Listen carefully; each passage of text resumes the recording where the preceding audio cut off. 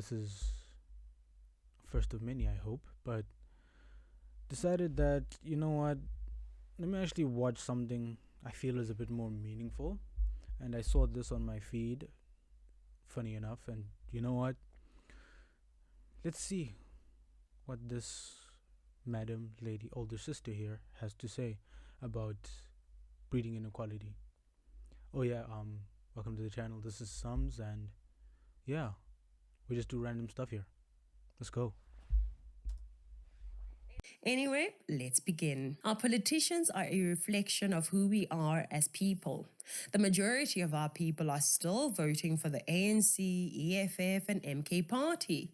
It's as if we refuse to learn from our mistakes and refuse to accept facts, all while creating a land of social justice warriors with a lot of rotten pride, decaying with poor morals and indecency. How do you expect to have a nation of great, hardworking, successful people if your contribution to this country has only been making other people's daughters pregnant and moving on with your life as if it's normal? It is not.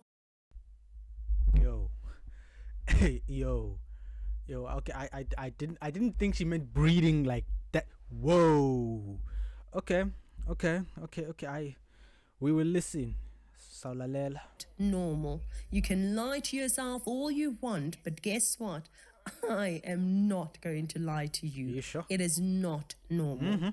Welcome to Citizen Concerned, where we remind you to beware of the comrades. I'm Katlego and would appreciate it if you subscribed to our YouTube channel, liked and shared this video with other citizens. Let's like and subscribe. Between April Like and and June subscribe, 2024, 4,000 teenage pregnancies have been recorded. And I thought we want to stop being poor. Tell me, how do we stop being poor when we do things that limit the resources that we have?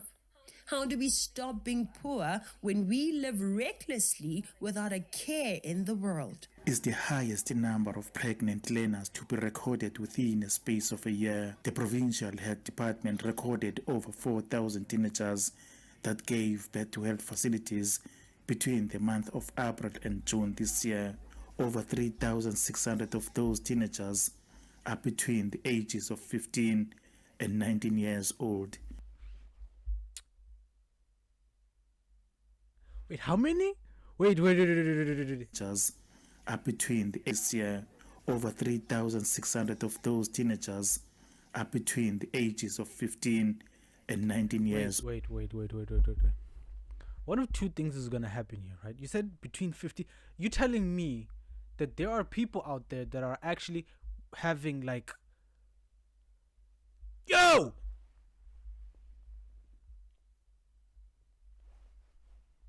no, look. I was born in 2003, right? We used to do like stuff in school. Granted, it was fucked up, but not to this extent. Where now, who sleep? Who in that? You know, I'm short circuiting. Let me stop. Old, while the remaining teenagers are between 10 and 14 years old. 10. What do you expect? 10. Okay, you know what? I'm overreacting. I'm. Expect from our youth if we don't talk about these things with them? What do you expect to get from our youth if there is no discipline within our homes? What do you expect to get from our men and women if they're not being given better things to occupy their time with? We've said it before and we'll say it again. South Africa has a serious culture problem, and we as citizens cannot sit back and hope that this changes itself. We as citizens have a responsibility to make sure that our children are consuming the right content, learning the right things from the right people. We as citizens have a responsibility to make sure that our children are not idle, but are kept busy with challenging, upskilling, interesting tasks that ensure that they don't have excess time on their hands to get up to bad behavior. Okay. I have a point in this. I just got out of like school, so I'm fresh. I'm fresh to this. So, in my personal opinion, right, depending on where you school and stuff, right, what ends up happening is that the things that we're learning, forget them not being engaging, because they're not engaging at all. They are borderline, not even borderline, they're just useless. Like, me and my friends used to talk about how the fact that we're only studying certain things because, well, we kind of have to. It's kind of like, in our minds, it was like illegal to not go to school. So the only reason we would learn these things would be because we had to. And the biggest thing that we realized, that I know this is a very fucked up thing, but like, girls in my class, not in my class specifically, but in my standard, like the girls that were in my, age range, you would hear stories about how girls would be dating like a dude who was like 26 and all this stuff, right? And then we would ask ourselves, hey, where do you find the time to date these dudes? And it would be like, well, because, well, nobody's at home, so I just would be walking around and I met this guy, and this guy, he was so cool, and all of this, and be like, what? So back to her point, in that we need to, as a nation, we do in fact need to like stimulate like my generation and the ones that come after me. Also, a big part is that there's literally, because of how much we're struggling and how poor our nation is, in a sense, there's literally nobody at home to raise us, like the youth. There's nobody here. And that's like the biggest part that I got out of like a lot of my peers in my age range while we're still in high school, is that there was nobody at home. And with there being nobody at home, it also meant that you had to occupy yourself. Me, I was lucky in that I was like a kid that really, really didn't like going out. But there was so many kids in my age that went out because, well, there was nothing to do. I'm not going to do homework because, well, I don't want to, because, well, the thing that I'm studying to do the homework is in fact useless, because, well, there's better things to do out there. And then you'll find that you'll hear stories about how there were girls and young boys at the time, 13, 14, 12 even, that have already started drinking. You hear stories in class about, hey, yo, you're going to this party next week at this place over here. It'd be like, wait a minute, isn't that like a shebeen? It's like, yeah, but then we're going with my friend. There's so many instances where it's like micro things that end up like setting teenagers off, like down to a fucked up path, because, well, there was nobody at home. It's just me, or my little siblings are at daycare, and it's just emptiness that teenagers are trying to fill in with all these random things that inevitably leads to this. So that's just my 2 cents. 21-year-old Muvumbi Sintumure from Chiburani village near Thoyando became a mother at the tender age of 17. She says she lost her way after her mother, who was a biggest source of inspiration and guidance, died a few years ago. Her father, who was the only breadwinner for the family, was hardly ever at home as he had to work and provide for his family. Sintumure has attributed a moral erosion to unbridled freedom and lack of consistent parental guidance. When I fell pregnant, it was due to a lot of freedom because I lost my mom. I had no one who can talk to me and guide me in all the stuff. I'm going to say something that is going to pain most of you watching this, and sorry in advance. Not all, but the majority of South Africans, especially within the black population, are not taking their responsibility as fathers, mothers, and teachers seriously. Okay, it is back to my point. Wow. She's right, and I would say that the biggest part that we are not talking about as a nation the most, like, we all agree absent fathers are a big problem, right? But a big part, or like one of my friends said that it's easier and much better, in his personal opinion, with the fact that his father is gone, than to have to deal with his mother, who was absolutely fucked up. And he said, and I quote, an absent father can't do damage. An absent father does, if there's an absent father, there's nothing he can do to damage you. And the person who's going to damage you are the people that are there to damage you are the people that are in your life currently. And we praise single mothers for like doing their best, but sometimes their best is never enough, especially when they had teenage pregnancies, because a lot of people in my generation had to deal with the fact that even though we knew our mothers loved us, we always understood and got that sense that you really didn't want us, you know? And it's one thing to raise a child that was well, to try and raise a child by yourself, and it's another thing to try and raise a child by yourself that you actually didn't want, that on some level you will like micro jab at them for your fucked up life. It's like there are lots of instances in this where you will find that single mothers end up damaging, even though they're raising their kids, they end up damaging their kids in so many psychological and minute ways that they end up derailing, especially like young girls specifically, right?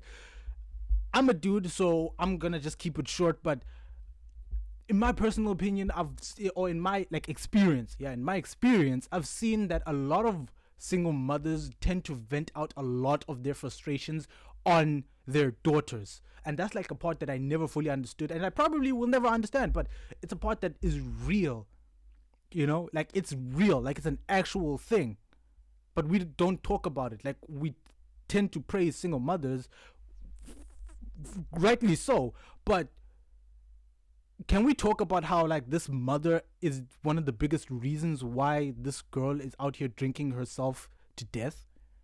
Can we like talk about how the mother is part of the reason why this young girl now is looking for affection from all these older men that she has no business being around?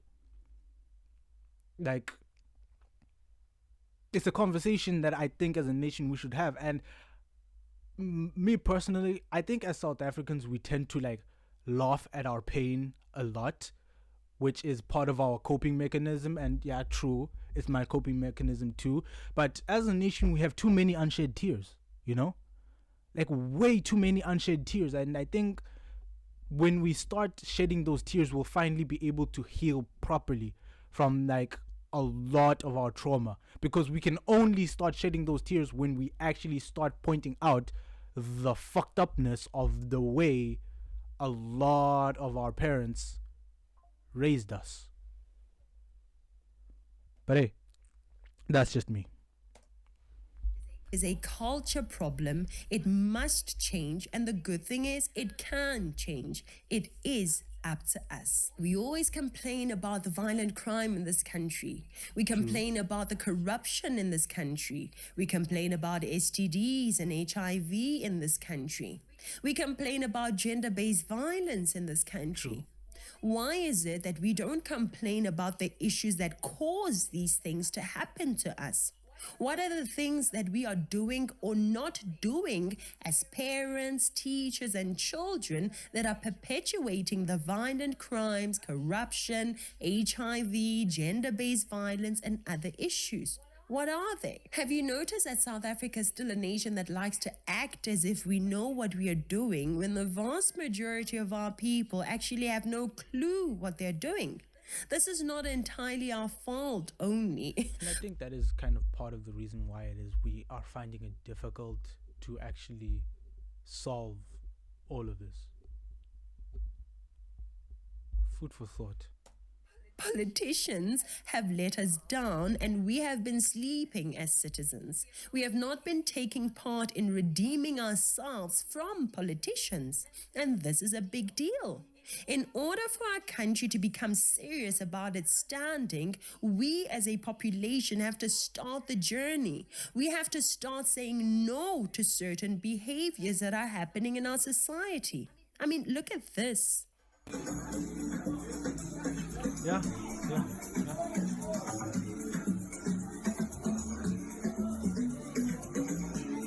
seen this. Fairly casual thing. Also, yeah, I have a gripe with people that drink. Can you just like stop judging us that don't drink? Like, seriously? Like, when I say that, nah, man, I'm cool, I don't drink, y'all look at me like I'm fucked up in the head for not wanting to like drink poison. Like, please, Ella, please, I'm asking nicely. Just like try to stop shaming us that don't drink, or like telling us that we are boring and have no fun. In my personal opinion, if the only time you can ever have fun is when you're not in your right mind, then clearly you're the one who can't have fun. That came off aggressive. Yeah, but fuck you. You know who you are.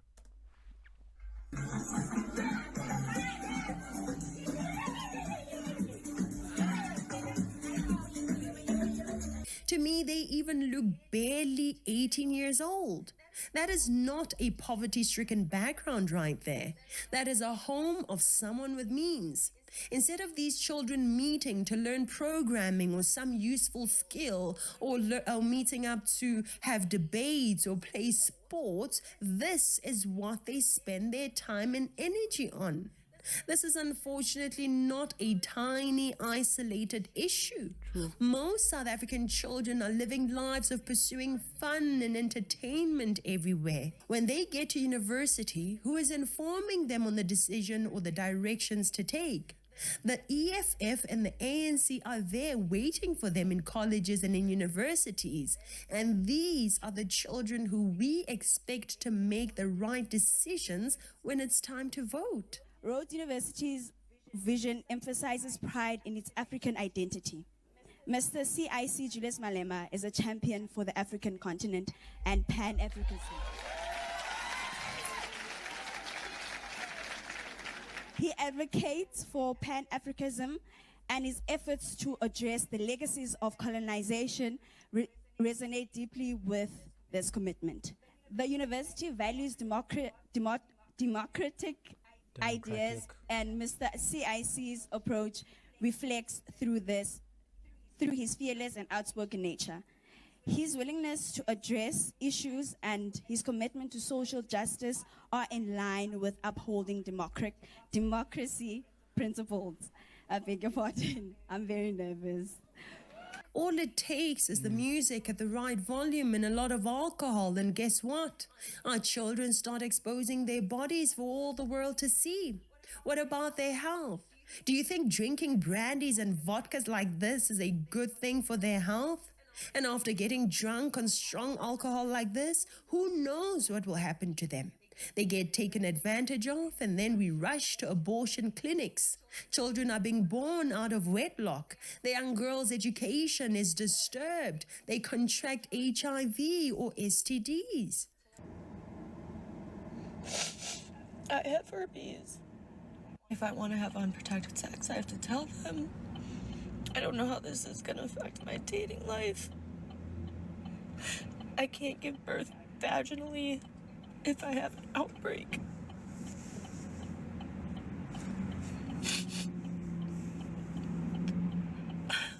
I don't know. I don't fucking know how I'm supposed to tell my parents this. It's also just fucking painful. And I'm gonna have these outbreaks for the rest of my life. Wait, herpes can't be cured? Well, damn. I didn't know that. I feel like my parents are gonna be so disappointed in me. Damn. I thought herpes could be cured. I don't know. According to Stats SA 2021, an estimated overall HIV prevalence rate is approximately 13.7% among the South African population. An estimated of 8.2 million are currently living with HIV. Now, the shocking and alarming recent stats coming out of the SA AIDS conference revealed that about 1,300 young people in KZN. We have an AIDS conference? Wait. We have an AIDS conference. I did not know this. Whoa. That's. Hey, you learn something new every day. Are infected weekly. This is irresponsible behavior. Where are the parents? And because of these kinds of things, my husband and I have made it a rule that we don't allow our children to go to anyone's house without us being present. Sleepovers are totally out of the story. Maybe certain relatives, but that's it. You may have standards in your home, but sadly, getting drunk and smoking drugs is not frowned upon in some families. Children are not warned against that behavior in some homes.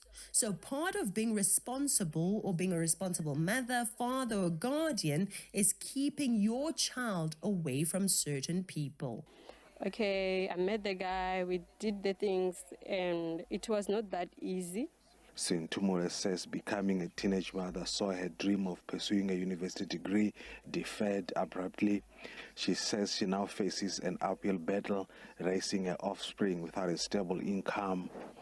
I came across a lot of things because the baby daddy ran away at the pregnancy stage, and then when I got the baby, I nearly killed myself. Yo. I nearly committed suicide. When I had to go to the clinic for checkups, I had no money. I had to walk some few kilometers alone. I had no support. I had no one. It was not that easy. Sometimes I would cry. Another teenage mother, 19-year-old Takarani Marriage, is from Shandima outside Pendo. Marriage became a mother when she was 16. She has issued a frank warning to her peers who may be involved in sexual activities. They must stop having sexual activities that lead to teenage pregnancies, because boys can leave you and then sometimes you will have to drop out of school because you will be not having someone who will take care of your child, and then some boys will run away and leave you with a kid, and then you won't be able to take their responsibility as a parent because you're still young. Why are we not hearing the noise regarding the fact that the majority of criminals are coming from broken homes? Why are we not hearing about how children raised by single parents are more likely to live below the poverty level than children with both parents? Why is it that these issues are not being discussed in our homes, our schools, and society in general? Right now, we have a problem of 4,000 teenage pregnancies in 3 months. So that is 4,000 innocent children who are most likely going to be raised by single mothers or worse, their grandmothers. 4,000 innocent children who are most likely going to be raised below the poverty line. 4,000 innocent children whose chances of becoming criminals have increased by virtue of them being born into broken homes. And how old are these mothers of these 4,000 children? 10 to 19. Girls as young as 10 are falling pregnant. The question is, who is impregnating a 10, 11, 12, 13-year-old girl, and what are the consequences of this action? Why do we never hear about the young and sometimes old men destroying the lives of these young girls? Why? Early pregnancy is a crisis as it ultimately prevents adolescent and young girls from progressing in the most important years of their lives. To put a stop to this, government, communities, civil societies, schools, everyone must work hand in glove with one another. We as South Africans have normalized bad behavior. We act like it's okay to walk past a child in school uniform buying cigarettes at a spaza. They smoke around our neighborhoods and we say nothing because they're not our children. School kids stand around street corners touching each other. We know this may result in an unplanned pregnancy, but we say nothing because they are not our children. Some school transport drivers are overly friendly with some of the young girls in their transport, potentially grooming them to sleep with them and get them pregnant, but we say nothing because they are not our children. Things like teenage pregnancy are some of the issues that are keeping South Africans poor. Some of the girls' education is over or paused for the child's first 1, 2, or 3 years, delaying the girl's matriculation, her university enrollment, entry into the work environment. And while some do manage to go back to school, for others pregnancy means it is over. The girl is not the only one affected by this, but her child is affected too. This child is brought into a house and a life of poverty, lacking diapers sometimes, lacking formula, clothing, and in later years, money for daycare and other resources that children who were not born to teenage single mothers have. Now you are begging for maintenance from your baby daddy. Now you have to queue and wait for handouts from SASSA. Now you go to EFF rallies and expect Julius Malema to bring you economic freedom in your lifetime.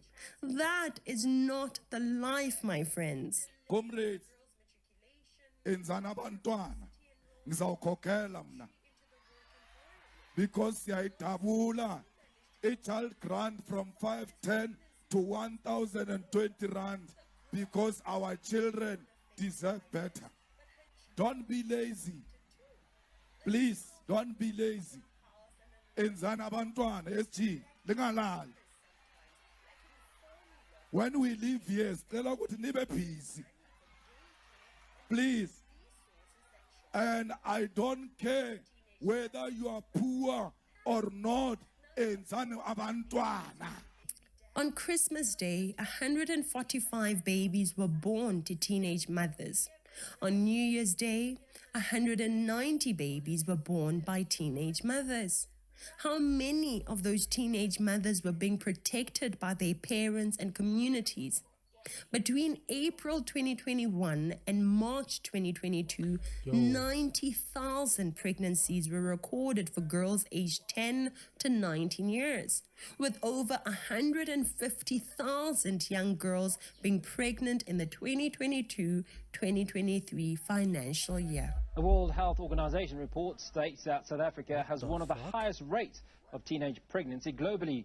Research by the health agency shows that 1 in 5 girls get pregnant before they turn 20. At the same time, the report says HIV has increased among girls between the ages of 15 and 19. When we observe the culture we have accepted, the music circulating in our... The report says HIV has increased among girls between the ages of 15 and 20. At the same time, the report says HIV has increased among girls between the ages of 15 and 19. When we observe the culture we have accepted, the music circulating in our communities, the celebrities we elevate, what do they promote? Purity, innocence, abstinence, go to school, work hard, don't sleep around, stay away from alcohol and drugs? Is that what the music and celebrities in South Africa promote? Unfortunately not. Most of them promote the worst of the worst behaviors. You know the lyrics, right? Sex, this and that. Vanity, money, drugs, alcohol, more promiscuity from the lyrics of these people. Couple that with being a social justice activist and the country goes up in flames. Unions and the EFF and the ANC. That's how you destroy a country. Only girls? We need to change the culture in our nation, South Africa. A quarter of all our girls fall pregnant before turning 20. Should we be proud of these numbers?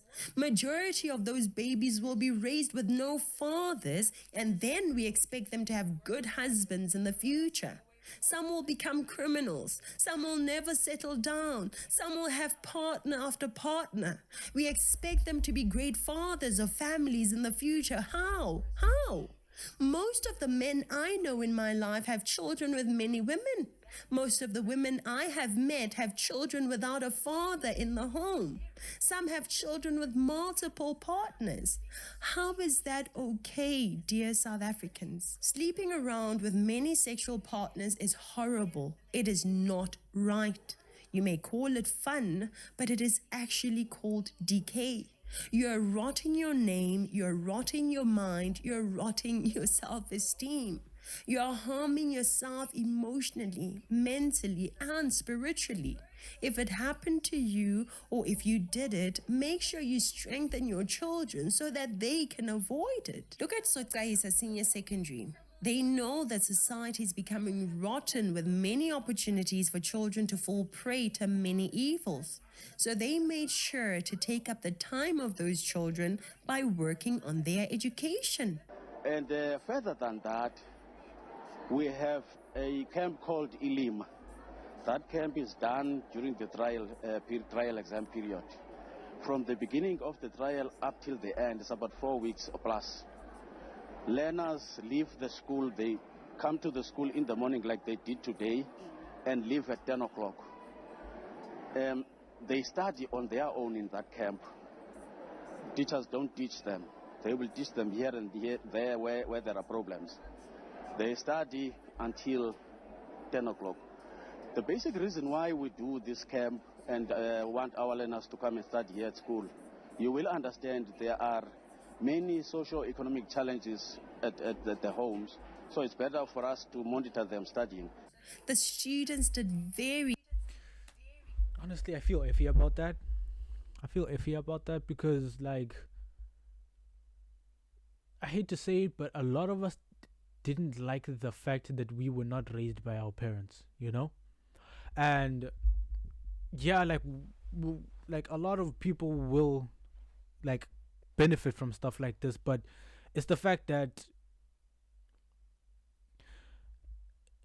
as the child in this discussion, right, very rarely do we ever get the chance to voice out the fact that we hate that our parents are not there, you know, because we're always told that we should be grateful for what we have. And yes, we should be grateful for what we have, but like, we focus so much on the fact that we're not living within means, we're not doing this, we're not doing that, that we tend to, as the children in the discussion, we tend to not talk about the fact that we kind of miss or don't like the fact that we're not spending time with our parents, you know?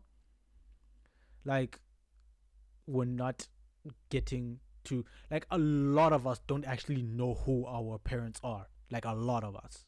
We have no idea.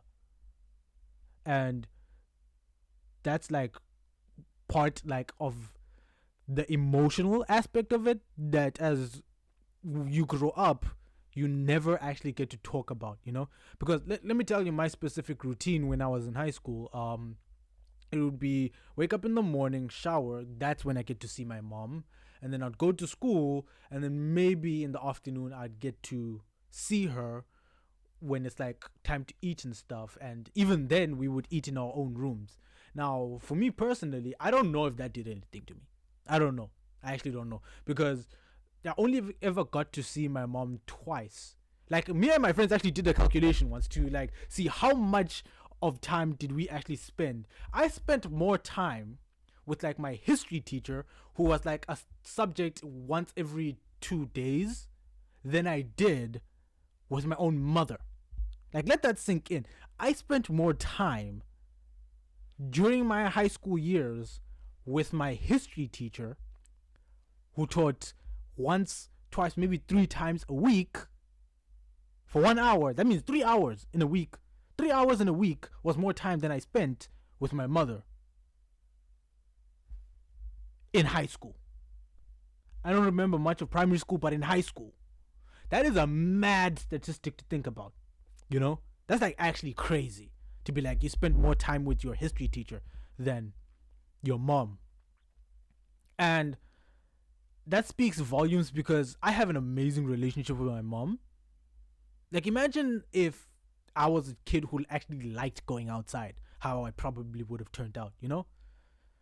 Like, it's food for thought, especially, like, yeah, it's just food for thought that I'm not even an exception to it. Like, a lot of us are not exceptions to it. A lot of us. Very well. And that is great, right? But guess what?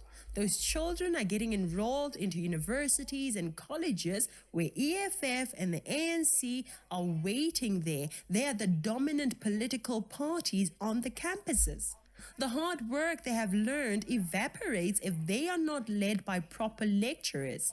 Instead, they bump into people like these ones. Perspective on the GNU. What are your thoughts on this arrangement as it applies to the new cabinet? And how effective do you think this approach will be in really addressing South Africa's current challenges? Okay. Yeah, it's against your journey. Can you hear me now? Loud and clear. Yes. You can go ahead. So I'm saying it is the pact between the DA and the ANC in essence. And I think the whole GNU was a device to really get around the massive opposition within the ranks of the ANC, but also within the ranks of the black working class, over the idea that really the ANC is going into an alliance with the DA. And when you look at the statement of intent, what is very clear is that although they call it GNU, the reality is that there are two parties that anchor that particular, that will be anchoring this particular GNU, and that is the ANC and the DA. Guys, our youth are fresh minds. They have no experience in many of the things that they are being exposed to. Most of the ideals and silly things that they do in their youth will lead to regret and tears. Most of them will regret the things that they do in their youth. But you hear EFF and ANC demanding youth in high positions of government. What have you learned that you think that at 25 it is time to lead a national institution?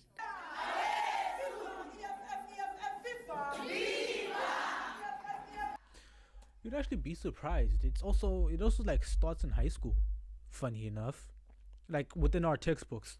I personally loved history, and I kinda got the idea that in our history textbook specifically, they pushed the idea that being a young leader was something that was like very, very desirable. That in order to be like a proper leader, you have to be like there in age, you know. And maybe it was my own way of interpreting the textbook, but what I always like saw in that was that why is it that every single time they mentioned like proper amounts of age in the leaders that freed us from apartheid, it was, well, he started when he was this young, and he was doing this while he was this young, and he was this young when he had these ideas and all of this. And I'm like, okay, yeah, I have those ideas too, granted. But like, if you look at how they did things, let's call a spade. They were also terrorists in a way, you know? Like, let's call it what it is, because they didn't focus on the fact that in history, in high school, they didn't focus on the fact that there were train bombings that were done. They didn't focus on a lot of those darker parts of what it took to free South Africa, you know? And yeah, I get it, but it's like the indoctrination that they could do no wrong when they were young, so you can do no wrong when you're young, and all of this, that no, when you're young, we will forgive you because you're young, and all of this, we will just like slide it, and like, it's all these like micro things that you tend to like see in like your textbooks, and the mannerisms of how they teach about how these leaders, they were so amazing, and all of this and all of that and all of this and all, and I'm just like, they were amazing and we are grateful, siyabonga, thank you, but can you at least just tell us the whole truth? Because saying and talking about them as if they were saints is part of the reason why a lot of young people nowadays will tend to idolize them, and then you will find that they will do something deplorable, and then we will just slide it under the rug. I could just be ranting, but like, this thing that you see in classes is like an actual common occurrence, and I've never felt the term indoctrination being so relevant than when we talk about schooling in South Africa, because I feel like that's the biggest, because I genuinely think that they know that there are no parents at home. I genuinely believe that, nah man, these people that are making these policies, they actually know 100%. They know that Uruti Uma is literally working her ass off to like provide food, so let's just minus this sentence and add this sentence in the textbook to just, you know, lighten it up, because, well, they're young, so they don't need to hear about all the gruesome stuff that we did, you know, guys, you know, they don't need to hear about the gruesome, they don't need to hear about how we blew up people and all of this, they don't need to know that, nah man, you know, they don't need to hear the stories about the necklacings that we did specifically to everybody, you know. They don't need to hear about all of that. Like, we'll sprinkle it in there, but it's not that big of a deal. It's not that big of a deal, guys. Let's not tell them. Let's not tell them. And then it takes your own personal research to realize that, hey, yo, isn't that guy part of the that was part of the group that was necklacing? Wasn't? It's the same dude. Yeah, it's the same dude. Wait a minute. In South Africa, isn't the age of retirement 60 to 65? Bet you right now, majority of the people in that cabinet are already over the age of retirement. But, hey, they are our leaders. We should respect them. We should, listen to your elders. Because, they know what's best for you. Hey. I have a lot of pent up stuff, huh?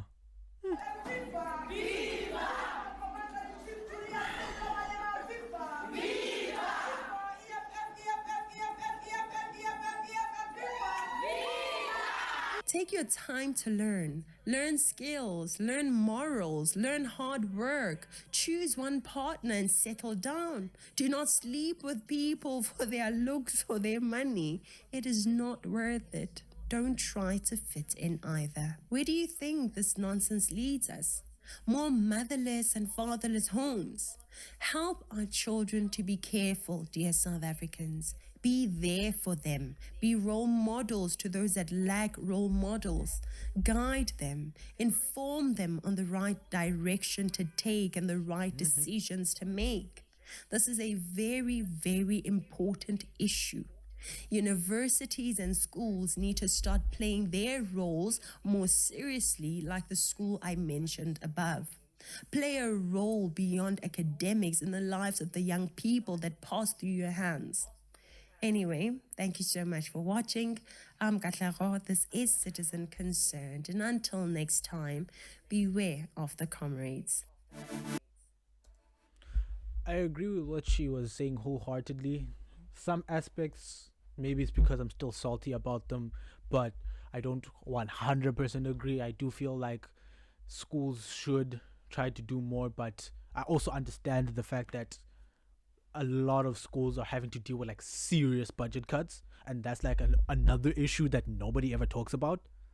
Like, I went to a government school, but I've never gone to a government school that didn't feel like the government was there to help pay for a lot of stuff for the school. Like, whenever we needed to, I don't know, like do some maintenance or do something that would actually help the students, we needed to do fundraisers and all this stuff.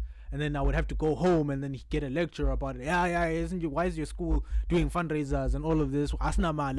And I'm like, I hear both sides, because the school actually needs to do the fundraiser in order to pay for this new thing for the students, which should already be there. But that's neither here nor there. And in doing so, we are stressing our homes more, and then it becomes a love-hate relationship between schools and parents. And then you as the student, you're stuck smack dab in the middle, because at school they'll talk to you, tell you, hey yo, we actually need you guys to do the fundraisers, we actually need your help in order to make your schooling life better. But then you will go home and then you ask for money and be like, I can't give you, we still need, we ask not cabbage, we don't have this, we don't have that, we don't have this, we don't have that, we need that money. And then you're just stuck there in the middle as like, I can't do stuff to help my school because I actually kind of enjoy going to school sometimes. And I don't like the idea that I'm part of the reason that my mom is so stressed, you know? And I worded that perfectly, because there are so many of us that actually deal with that mentally, that I am part of the reason why my mom, my dad, my parents are so stressed. And what's worse is that they don't say it out loud, but you see it in the way that they look at you sometimes, you know? Maybe that's just me. But yeah, there's a lot of stuff and a lot of truth and a lot of relatability in this video. A lot. was really heavy. Really, really heavy. Eh? But yeah, guys, like, subscribe. Maybe I should do more of this content. You guys let me know. But hey,